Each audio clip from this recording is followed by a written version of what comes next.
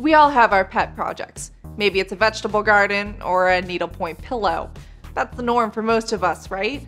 But for actors, blockbuster movies are their pet projects. Recently, studios have given the green light to several pet projects. 20th Century Fox will release Ryan Reynolds' Deadpool next year, and they just gave Channing Tatum's Gambit the go-ahead. Now, Leonardo DiCaprio's pet project, the film adaptation of the best-selling book The Devil in the White City, has reportedly been greenlit. And it's about time. The project has been trying to get off the ground since 2003, and DiCaprio's held the rights since 2010.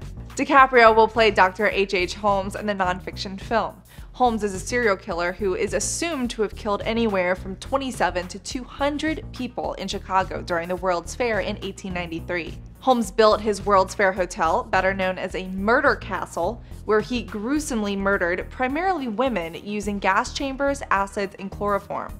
He would then strip the skeletons and sell body parts for profit. Martin Scorsese is also connected to the project, which might mean the film could see some Oscar buzz. After all, 4 of their 5 previous films together have garnered Oscar nominations and wins. And as pretty much everyone knows by now, DiCaprio himself has never won an Oscar. But that could very well change between his upcoming 2016 film The Revenant and when The Devil in the White City releases. Vanity Fair calls the reason for DiCaprio's lack of success at the Oscars the Pitt-Hanks continuum. The Pitt-Hanks continuum shows the difference between Brad Pitt, who's never won for acting, and Tom Hanks, who's won 2 out of the 5 times he was nominated.